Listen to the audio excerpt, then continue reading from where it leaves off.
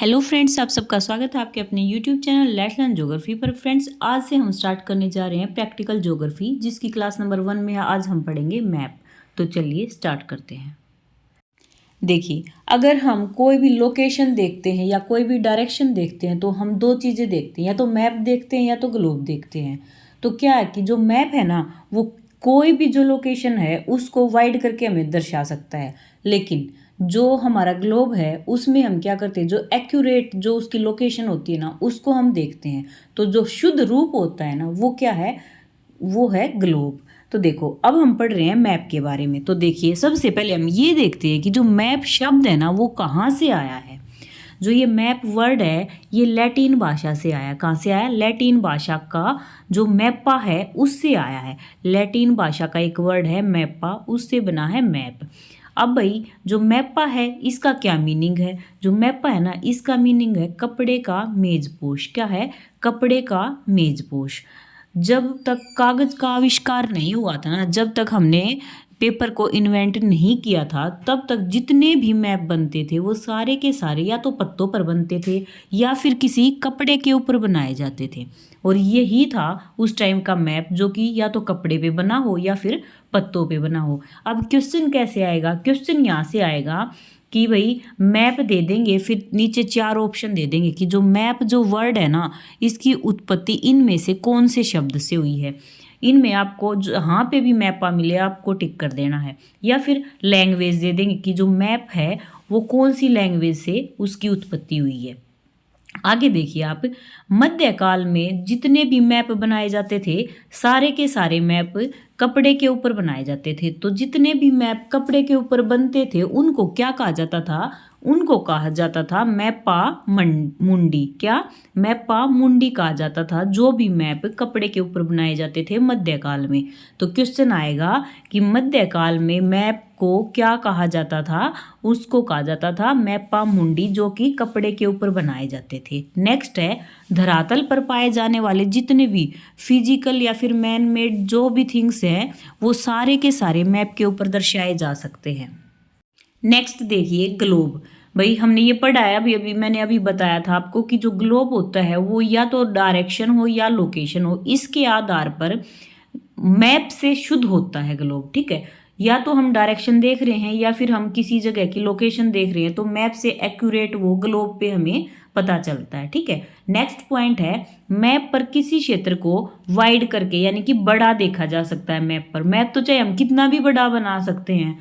तो आगे देखिए नेक्स्ट पॉइंट, पृथ्वी सहित किसी भी खगोलीय पिंड का उसकी मापनी के अकॉर्डिंग उस क्षेत्र का जो प्रतीकात्मक जो निरूपण होता है वही कहलाता है मैप। क्या है भाई? चाहे हमारी अर्थ हो या फिर कोई अन्य खगोलीय पिंड हो, उन सब को देखते हुए एक हम मापनी तैयार करते हैं कि भाई जो हमारी अर्थ है उसका इतना किलोमीटर का एरिया हम मैप पर इतने सेंटीमीटर से दर्शा रहे हैं, ये है मापनी। और उस अकॉर्डिंग हम उस क्षेत्र का जो भी प्रतीकात्मक निरूपण जो तैयार करते हैं ना वही है मैप। ठीक है, आगे है मैप के तत्व।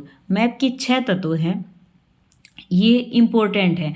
तत्व में सिर्फ और सिर्फ इस तरह से क्वेश्चन आ जाता है कि इनमें से मैप का कौन सा तत्व नहीं है, इस तरह से।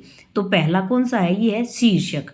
कोई भी मैप है उसके लिए हमें शीर्षक का पता होना बहुत ही जरूरी है, नहीं तो हम मैप का पता कैसे लगाएंगे कि भाई वो फिजिकल है, मैन मेड है, उस पर कैसे फीचर्स कल्चरल है या कैसे दर्शाए गए हैं। ठीक है, नेक्स्ट है मापक स्केल। मापक स्केल क्या होता है? देखो, हमारी मान लो अर्थ पर हम कोई एक भाई ऐसी लोकेशन ले रहे हैं जिसको हम मैप पर दर्शा रहे हैं, तो जो वो लोकेशन है मैप पर, जो कि हम वो लोकेशन दर्शाना चाह रहे हैं ना, उस लोकेशन के बारे में हम कैसे दर्शाएंगे कि धरातल पर किन्हीं भी 2 बिंदुओं के बीच की दूरी, मान लो ये ए है और ये है बी, तो ये बीच की जो दूरी होगी ये, और मैप पर इन्हीं ए बी की जो दूरी है उसको दर्शाने के लिए जो भी रेशो अनुपात हम तय करते हैं ना वही है मापक। क्या? धरातल पर किन्हीं 2 बिंदुओं के बीच की दूरी को मैप पर, उन्हीं 2 बिंदुओं के बीच की दूरी को मैप पर दर्शाना। हमने ए बी धरातल पर देखा है, उसी को हम जब मैप पर रिप्रेजेंट करते हैं तो वही जो अनुपात होता है कि धरातल पर तो भाई इन दोनों के बीच की दूरी थी 10 किलोमीटर, इस 10 किलोमीटर को हम मैप पर दर्शा रहे हैं 1 सेंटीमीटर से 5 सेंटीमीटर से, इस तरह से। तो जो ये इनके बीच का रेशो हो गया ना, यही है स्केल, ठीक है। और इसको कैसे दर्शाते हैं, देखो ये एग्जाम्पल भी दिया है, RF यानी कि रिप्रेजेंटेटिव फैक्टर, यानी कि जो प्रदर्शन भिन्न होती है वो होता है ये, यानी कि जो एक है ना वो कितने को दर्शाएगा मैप पे, वो 50,000 को दर्शा रहा है 1 सेंटीमीटर। इस तरह से ये स्केल हम बनाते हैं। नेक्स्ट है संकेत या की।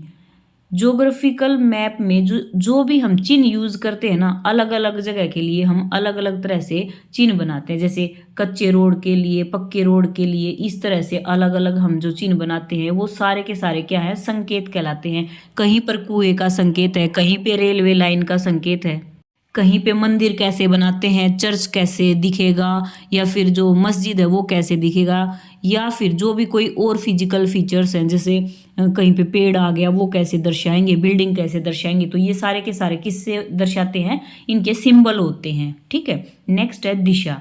दिशा को हम, ये एरो का निशान होता है इस तरह से, इससे दर्शाते हैं दिशा को। नेक्स्ट है, ये है 5वां तत्व है इसका मैप का, ये है प्रक्षेप या प्रोजेक्शन। इसमें जो भी अक्षांश और जो देशांतर रेखाओं का जो जाल होता है उसके द्वारा क्षेत्र की जो एग्जैक्ट स्थिति होती है उसको हम दर्शाते हैं कि भाई देखो ये अक्षांश रेखाएं जा रही हैं, ये देशांतर रेखाएं जा रही हैं, और कोई भी मान लो यहाँ पे कोई लोकेशन है तो उसको हम इस प्रकार से दर्शाते हैं ना, यही कहलाता है प्रोजेक्शन या प्रक्षेप।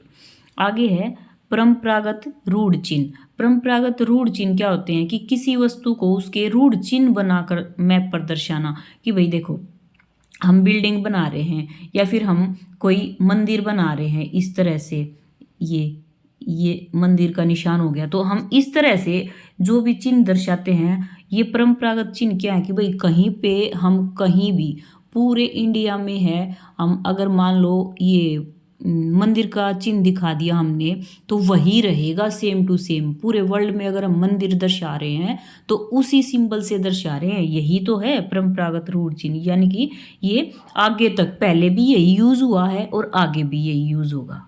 तो क्वेश्चन कैसे बनेगा, मैप के तत्व जो हैं वो कितने हैं, 6 हैं। इन 6 में से 4 दे देंगे या फिर इनमें से किसी एक की डेफिनेशन दे देंगे और पूछेंगे कि ये क्या कहलाता है। इस तरह से कितने तत्व हो गए, 6 हो गए मैप के। पहला है शीर्षक, दूसरा है मापक, तीसरा है संकेत, चौथा है दिशा, 5वां है प्रक्षेप और छठा हो गया परंपरागत रूढ़ चिन्ह। नेक्स्ट है आगे, ये देखो मैप का हमने वर्गीकरण किया है। कितने प्रकार से किया है, 4 प्रकार से मैप को वर्गीकृत किया है भाई। सबसे पहला है वो है स्केल के आधार पर यानी मापक के आधार पर। दूसरा है ये स्थलाकृति के जो लक्षण हैं उनके आधार पर, क्या है, स्थलाकृतियों के लक्षण के आधार पर मैप। तीसरा है मानचित्र की विषय वस्तु या फिर उद्देश्य के आधार पर मैपों का वर्गीकरण। चौथा है रचना विधि के आधार पर। तो मैप का वर्गीकरण हो गया है 4 प्रकार से, स्केल के आधार पर, स्थलाकृति लक्षणों के आधार पर, मानचित्र की विषय वस्तु के आधार पर और रचना विधि के आधार पर। नेक्स्ट देखिए आगे, जो ये मापक है, जो स्केल है, उसके आधार पर मैप का वर्गीकरण 2 तरह से किया गया है। पहला है वृत्त मापनी। जो वृत्त मापनी है उसको हमने 2 भागों में बांटा है। पहला है भूकर या प्लान मैप, दूसरा है स्थलाकृतिक मैप। अब देखिए जो ये भूकर शब्द है ये एक फ्रांसीसी शब्द कैडेस्ट्रल से बना है। किससे, कैडेस्ट्रल से बना है। और ये कैडेस्ट्रल है, ये एक फ्रांसीसी शब्द है जिससे बना है भूकर, ठीक है। और इसका अर्थ क्या है कैडेस्ट्रल का, इसका अर्थ है संपत्ति रजिस्टर। क्या है, संपत्ति रजिस्टर। यानी कि जो भी भूकर जो मैप होते हैं, भूकर के आधार पे जो मैप बनते हैं वो कैसे मैप होते हैं, जो रिलेटेड होती हैं संपत्ति से। किससे, संपत्ति से रिलेटेड होते हैं। और इनकी कौन सी फीचर्स हैं वो देखिए। सबसे पहला है पटवारी जो है वो भूकर मैप का यूज करते हैं। क्या है, पटवारी है वो संपत्ति रजिस्टर यानी कि ये कैडेस्ट्रल या फिर जो भूकर मैप होते हैं ना इसका यूज करते हैं। और भाई पटवारी होते हैं उनके पास क्या होता है, जो भी हमारे जैसे गांव है, गांव में किसका घर कहाँ पे स्थित है, कहाँ पे किसका भाई कृषि योग्य जो भूमि है वो कहाँ पे है, इस तरह का जितना भी लेखा जोखा है वो किसके पास है, वो पटवारी के पास है। तो पटवारी कैसा रखेगा ये मैप, ये रखेगा भूकर के आधार पर जो भी मैप है वो रखेगा पटवारी। नेक्स्ट है नगरों घरों आदि की जो सीमाएं होती हैं वो इस भूकर रिलेटेड जो ये मैप है इसमें अंकित होती हैं। तीसरा है ये है भू संपत्ति मैप भी कहलाते हैं। ये क्या कहलाते हैं? भू संपत्ति मैप या भूकर मैप। नेक्स्ट है भूकर लेने के लिए इन मैप का यूज होता है। ठीक है, यानी कि भूमि कर जो लिया जाता है वो लेने के लिए इन मैप का यूज होता है। नेक्स्ट है इनका स्केल 1 इंच से 110 गज या फिर 1 इंच से 55 गज तक होता है और 1 सेंटीमीटर इक्वल टू होता है 20 या फिर 40 मीटर के। ये वृत्त मापनी पर ये बनाए जाते हैं। फिर से देख लीजिए, जो भूकर शब्द है वो फ्रांसीसी शब्द कैडेस्ट्रल से बना है और इसका अर्थ है संपत्ति रजिस्टर। और जो भूकर मैप होते हैं वो पटवारी के पास होते हैं और जो पटवारी होते हैं वो इसमें क्या करते हैं? नगरों और घरों की जो सीमाएं होती हैं उनको अंकित करते हैं। और इसका दूसरा नाम है भू संपत्ति मैप। भूकर लेने के लिए भी इनका यूज किया जाता है, इन मैप्स का। और ये जो भूकर जो मैप है इनका जो स्केल है वो कितना होता है? 1 इंच से 110 गज तक या फिर 1 इंच से 55 गज तक होता है और 1 सेंटीमीटर शो करता है 40 या फिर 20 मीटर को। और ये वृत्त मापनी पर ये भूकर मैप है ये बनाए जाते हैं। ये मेरे को लगता है क्लियर हो गया होगा। नेक्स्ट देखते हैं स्थलाकृतिक मैप। जो स्थलाकृतिक मैप हैं ये भी वृत्त मापनी पर ही बनाए जाते हैं। भूकर मैप भी और स्थलाकृतिक मैप भी दोनों ही वृत्त मापनी पर बनाए जाते हैं। जो स्थलाकृतिक मैप होते हैं इनके बारे में और क्या है देखो, ये वास्तविक सर्वेक्षण पर आधारित हैं जो सर्वेक्षण के बाद बनाए जाते हैं। भारतीय सर्वेक्षण विभाग भारत में इन मैप्स का प्रकाशन करता है। कौन करता है इन मैप्स का प्रकाशन?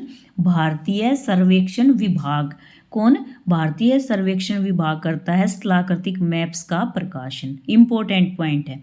आगे है पहले तो जो ये मैप है ना इनमें पहले तो 1 इंच को 4 मील या 2 मील के इक्वल माना जाता था और या फिर 1 इंच को 1 मील के बराबर माना जाता था। लेकिन बाद में मीट्रिक प्रणाली आई और उसके बाद जो ये स्थलाकृतिक मैप हैं इसमें 1:25,000 या फिर 1:2.5 लाख हो गया। यानी कि एक को हम दर्शा रहे हैं। जो हमने यहाँ पे 1 इंच दर्शाया था ना यहाँ पे पहले, वो 1 इंच अब या तो 25,000 को दर्शाएगा या फिर दर्शाएगा 2.5 लाख को। ठीक है, ये है स्थलाकृतिक मैप्स। ठीक है, इतना आपको समझ में आ गया होगा। हमने ये पढ़ा है कि जो स्थलाकृतिक मैप हैं वो वृत्त मापनी पर बनाए जाते हैं और जो भारतीय सर्वेक्षण विभाग है वो भारत में इन मैप्स का प्रकाशन करता है और जो वास्तविक जो सर्वेक्षण होता है उसी के बेस पर ये सर्वेक्षण के बाद ये मैप्स बनाए जाते हैं। सबसे पहले जब ये मैप्स बनाए जाते थे तो इनमें 1 इंच से हम दर्शाते थे जो हमारी ज़मीन का 4 मील या 2 मील होता है उसको, या फिर 1 इंच बराबर है 1 मील होता था। बाद में मीट्रिक प्रणाली आई जिसमें 1 इंच इक्वल टू 25,000 या फिर 1 इंच इक्वल टू 2.5 लाख हम दर्शाने लगे मैप पे। ठीक है, आगे है ये बहुउद्देशीय मैप होते हैं जिनमें प्राकृतिक और मानवीय जो चीज़ें होती हैं उनको हम दर्शा सकते हैं। एग्जाम्पल दिया गया है जैसे नदी, पेड़, घर, सड़क, जलाशय और जो तापमान है, वर्षा, मिट्टी, ये जो चीज़ है ये हम इसमें दर्शाते नहीं हैं। तो क्या दर्शाते हैं इसमें? हम दर्शाते हैं जैसे हमने जो प्राकृतिक जो सांस्कृतिक चीज़ें होगी ना उसको हम दर्शाते हैं इसमें। जैसे कि नदियाँ दर्शा दी, पेड़ पौधे दर्शा दिए, सड़क दर्शा दी, जलाशय दर्शा दिए, ये दर्शाते हैं हम स्थलाकृतिक मैप्स में। ये बहुउद्देशीय मैप होते हैं और इनमें जो भी टेम्परेचर, मिट्टी या फिर जो रेनफॉल होती है ये नहीं दर्शाया जाता है। क्यों? क्योंकि ये तो बदलता रहता है ना, जो टेम्परेचर है वो घटता बढ़ता रहता है इस तरह से। आगे है लघु मापनी पर बने हुए मैप्स। जो लघु मापनी पर बने हुए होते हैं ना ये तो हमने दोनों पढ़े हैं, भूकर मैप और स्थलाकृतिक मैप जो कि वृत्त मापनी पर बने हुए थे। अब हम पढ़ रहे हैं लघु मापनी पर बने हुए मैप्स। ये भी 2 तरह के होते हैं। पहला है दीवारी मानचित्र। जो दीवारी मानचित्र होता है ये लघु मापनी पर बने होते हैं और इनमें एक बड़ा सा क्षेत्र जो होता है उसको छोटा करके दर्शाया जाता है। क्या है? एक बड़े क्षेत्र को छोटा करके दर्शाया जाता है दीवारी मानचित्र में। ठीक है, इसमें हम 1 सेंटीमीटर को दर्शाते हैं 5 किलोमीटर के इक्वल या फिर 1 सेंटीमीटर को हम 5 लाख के इक्वल दर्शाते हैं। और जो ये दीवारी जो मानचित्र होते हैं इनमें किसी एक राज्य को, एक देश को या किसी महाद्वीप को दर्शाया जाता है। ठीक है, नेक्स्ट है दूसरा ये है एटलस मानचित्र। एटलस मानचित्र जो होता है ये भी छोटी मापनी पर ही दर्शाया जाता है। और ये जो एटलस मानचित्र होते हैं ना, ये एक बुक होती है। ये क्या होता है, जो दीवारी मैप पढ़े हैं ना हमने, उससे भी छोटी मापनी पर ये बनाए जाते हैं। जैसे देखो, मान लो 1 इंच है, वो कितने को दर्शा रहा है, यहाँ पे 15 लाख तक का एरिया जो है उसको दर्शा रहा है। या फिर ये जैसे धरातल का जो ये कितना था, ये 15 लाख का एरिया था, ये कितना है, जैसे 15 किलोमीटर है, वो 1 किलोमीटर को दर्शा रहा है, इस तरह से। और इनमें रंगों का यूज होता है। क्या है, एटलस में ये दीवारी जो मानचित्र थे उनसे भी छोटी मापनी पर बनाए जाते हैं। और एक बुक सी होती है ये एटलस मानचित्र जो होता है, 1:15 लाख से जो कम वाला क्षेत्र है वो 1 सेंटीमीटर के द्वारा इसमें दर्शाया जाता है। यानी कि धरातल का जो 15 किलोमीटर का एरिया है वो 1 सेंटीमीटर से हम यहाँ दर्शा देते हैं। और इसमें रंगों का भी यूज़ किया जाता है। आगे है, दूसरे नंबर पे है स्थलाकृतिक लक्षणों की मात्रा के आधार पर जो मानचित्र होते हैं वो, ये भी 2 तरह के होते हैं। पहला है उच्चतादर्शी। उच्चतादर्शी देखो नाम से पता चल रहा है, उच्चता जैसे उच्चावच जैसा दर्शा रहा है ना, ये है देखो, धरातल पर उच्चावच को दर्शाने के लिए जिन मैप्स का यूज किया जाता है वही कहलाते हैं उच्चतादर्शी। क्या है, उच्चतादर्शी कहलाते हैं, जिनके द्वारा हम धरातल के उच्चावच को दर्शाते हैं। जैसे कि तलचिन्ह हो गए, हैशूर हो गया, समोच्च रेखाएं जैसे कंटूर्स हो गए, बेंचमार्क्स हो गए, इस तरह की जितनी भी चीज़ें होती हैं वो दर्शाई जाती है ना, वो उच्चतादर्शी जो मैप्स होते हैं उनके द्वारा ही हम दर्शा सकते हैं। ठीक है, आगे है प्लेनीमीट्रिक मानचित्र। प्लेनीमीट्रिक जो मानचित्र होते हैं, ये जो मैप है ना, ये सांस्कृतिक और जो आर्थिक जो लक्षण होता है उनको महत्व देते हैं। इनमें कुछ गिने चुने जो क्षेत्र होते हैं ना, उनको ही हम समुद्र तल से उनकी ऊंचाई लिख देते हैं। एग्जाम्पल के लिए, जैसे हम कहीं भी जाते हैं तो रेलवे स्टेशन पे है, वहाँ पे लिखा होता है कि भाई ये रेलवे स्टेशन की जो ऊंचाई है वो समुद्र तल से इतनी ऊंचाई है। ठीक है, इस तरह के जो भी मैप्स होते हैं वो क्या कहलाते हैं, वो हैं प्लेनीमीट्रिक मैप्स। और इन्हें और किस नाम से जानते हैं, विषयक मैप्स या फिर थीमेटिक मैप्स के नाम से भी जानते हैं। तो ये क्वेश्चन में आ सकता है, इंपॉर्टेंट है कि ये नेम, ये मेन तो इसका आता है थीमेटिक मैप्स का। थीमेटिक मैप्स को और किस किस नाम से जाना जाता है, विषयक मैप्स या फिर प्लेनीमीट्रिक मैप्स के नाम से। आगे देखिए, तीसरे नंबर पे है विषय वस्तु या फिर उद्देश्य के आधार पर मैप के प्रकार। ये है, पहला है भौतिक या प्राकृतिक मैप्स। क्या है, भौतिक या फिर प्राकृतिक मैप्स। ये 8 तरह के होते हैं भौतिक या प्राकृतिक मैप्स। पहला है धरातलीय मैप, जिसको हम क्या बोलते हैं, रिलीफ मैप्स। जैसे पर्वत, पठार, मैदान, ये सब दर्शाते हैं ना, यही कहलाते हैं रिलीफ मैप्स।